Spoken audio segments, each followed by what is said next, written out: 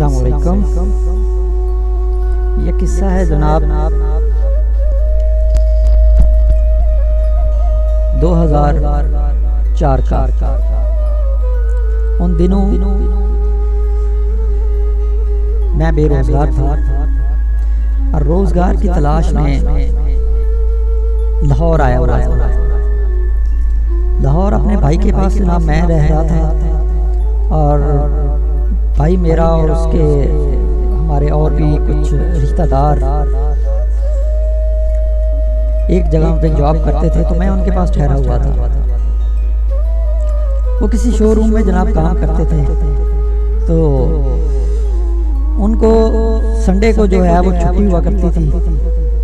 उनके जो मालिक हैं वो संडे को ऑफ रखते थे और उससे अगले दिन मंडे वाले दिन वो 10-11 बजे जो है वो शोरूम ओपन करते थे।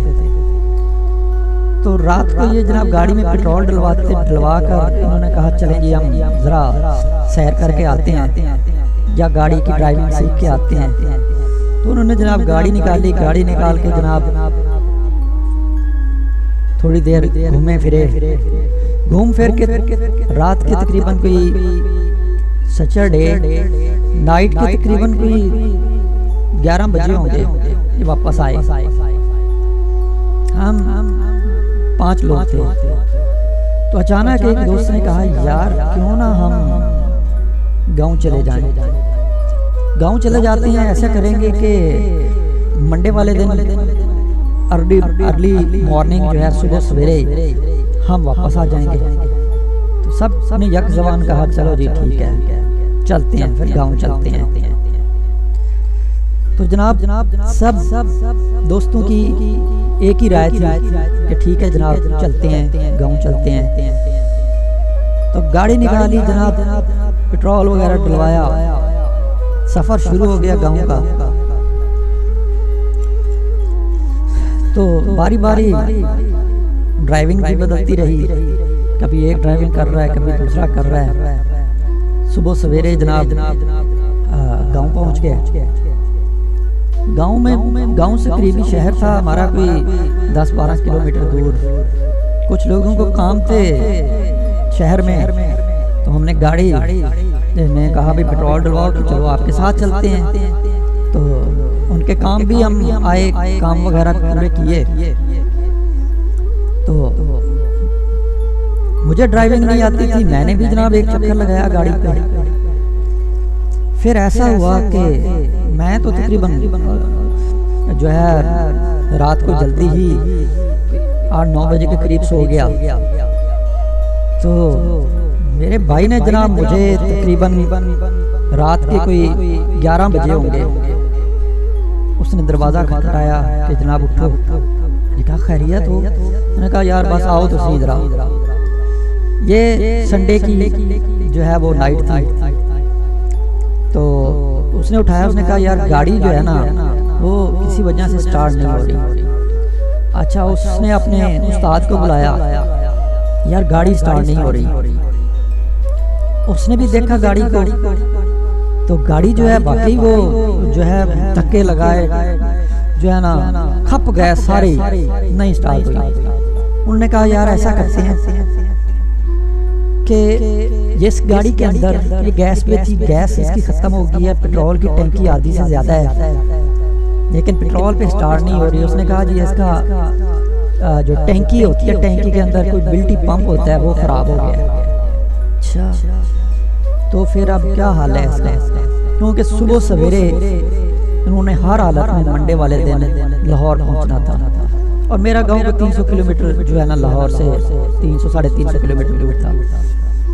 जनाब बड़े परेशान हो गए कि यार अब क्या बनेगा। हमारे कुछ फासले पर, कोई 2 किलोमीटर के फासले पर एक अड्डा है। हमने किसी ट्रैक्टर वाले की मिन्नत समाजी की कि यार हमें वो साथ वाले ना अड्डे तक पहुंचा दे, वहाँ को मैकेनिक है, उनको चेक करवाते हैं। तकरीबन सुबह के कोई 4 बजने वाले थे या 3:30 तकरीबन। तो जनाब गाड़ी को बांध के हम ले गए दूसरे अड्डे पे। जब दूसरे अड्डे पे ले गए जनाब, तो मैकेनिक को जनाब घर से जाकर उठाया। उसे बुलाया, उसने देखा वगैरह, उसने सारे उसके ऑयल के जो हैं पाइप वगैरह एक्सचेंज करके देखे, लेकिन उसे भी समझ ना आई।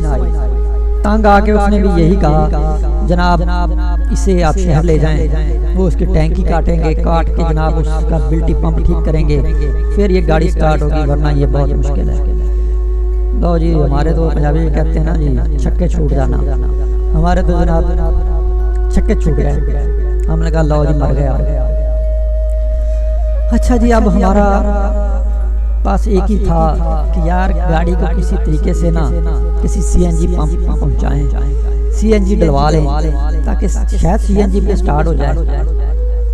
ट्रैक्टर वाले से जनाब मिन्नत समाजत की कि यार तू ऐसे कर, गाड़ी को बांधते हैं पीछे और हमें तू जो है ना चीचा वतन छोड़ के आ। इस वक्त सुबह अजानें हो रही थी और अजानों का टाइम था, तो अजानें होते हुए हम जनाब उस अड्डे से चीचा वतन की तरफ 4 लोग थे, रवाना हो रहे। अब ट्रैक्टर की ज्यादा स्पीड तो नहीं होती, ज्यादा से ज्यादा वो जो है उसके पीछे कार भी बांधी हुई थी, 20 किलोमीटर या इतने किलोमीटर की स्पीड से वो चल रहा था। अच्छा, चलते चलते रास्ते में जनाब कहते हैं ना, जब धुरों हरी हो तो क्या कर सकते हैं। तो जनाब अभी आधा ही सफर किया था कि ट्रैक्टर का ना एक बेल्ट होता है, वो बेल्ट जनाब जो रेडिएटर को हवा देता है या उसका वो बेल्ट टूट गया। अब जंगल भैया बांध, सुबह का वक्त है, कोई आस पास आबादी नहीं, हम फिर खड़े सर पकड़ के, तो यार अब क्या करें। और बार बार ये भी ख्याल आता कि यार वो ना पहुंचे तो वो हमारे साथ क्या करेंगे, उल्टा टेंशन पड़ेगी कि यार अब ट्रैक्टर का क्या करें। चलो ट्रैक्टर वाले के मिन्नत समाजत करके यहाँ तक तो पहुंचे, अब इससे आगे क्या करें। अच्छा जनाब, ऐसे हुआ कि हमारे पास ना एक लड़के ने जाना था उधर ही लाहौर, उसके साथ ही भाई के साथ ही जाना था, तो उसके पास उसके कपड़े थे। मैंने उसे मशवरा दिया कि ऐसे करो, इसका वो जो शलवार के अंदर से नाला निकालो और उसका हमने बेल्ट बना के ना एक तरह का वो जनाब बांध दिया। हमने कहा ये जुगाड़ू लगा के देखते हैं। वो जुगाड़ू कामयाब हो गया, शुक्र है अल्लाह का जनाब। वो ट्रैक्टर चल पड़ा, ट्रैक्टर स्टार्ट हो गया और गाड़ी फिर से जनाब रवां दवा। तो तकरीबन चीचा वतनी जनाब सीएनजी स्टेशन पे हमने उसकी सीएनजी डलवाई, गाड़ी को जनाब ट्रैक्टर के पीछे बांध के थोड़ा सा स्टार्ट किया। तो जैसे स्टार्ट किया वो जनाब गाड़ी स्टार्ट हो गई, तो हमारी भी सांस में सांस आई। उस वक्त तकरीबन कोई 7:30 या 7 बजे का टाइम था। तो अब लाहौर भी पहुंचना था, लाहौर भी उसने कम से कम 9 बजे 9:30 बजे से पहले लाजमी पहुंचना था। तो जनाब गाड़ी स्टार्ट हो गई, हमने अल्लाह का शुक्र अदा किया। गाड़ी में जनाब वो बैठा, वो लाहौर की तरफ, और हम वापस जो है ना ट्रैक्टर पे जनाब वापस आ रहे हैं। अब हमारे वापस आने से पहले जनाब गांव में अफवाह फैल गई कि जनाब उनको सबको जो है वो पुलिस ने पकड़ लिया है और पुलिस ने उनको जनाब थाने में बंद कर दिया है और उन सब के साथ जो है ना उनकी चित्रौल हो रही है। अच्छा जी, हम जब घर पहुंचे हैं, घर हम तकरीबन कोई 10:30 बजे के करीब जो है वो पहुंचे हैं। तो भाई को फ़ोन किया तो उसने कहा जनाब मैं अपने टाइम से पहले ही लाहौर पहुंच गया था, क्योंकि गाड़ी सीएनजी पे नहीं पेट्रोल पे ही चल पड़ी थी, तो इसलिए मैं फुल स्पीड के साथ पहुंचा हूं और अल्लाह का शुक्र है कि कोई ऐसा मसला नहीं बना। और हमने भी आके जितने भी गांव वाले थे सबको बताया कि जनाब हम भी खैरियत से हैं और कोई ऐसा मसला नहीं हुआ, और वो भी अपनी मंजिल पे पहुंच गया है और हम भी अपनी मंजिल पे पहुंच गए हैं। तो भाई ये सारी स्टोरी एक आप बीती है, ये बीती है। और ये ज़िंदगी का, मेरी ज़िंदगी का एक ऐसा वाक़या है कि जो जब भी मैं याद करता हूँ मुझे हमेशा मेरी आंखों के सामने वही लम्हात, वही चीज़, वही आ जाती है और मैं इसको कभी भी भुला नहीं पाया।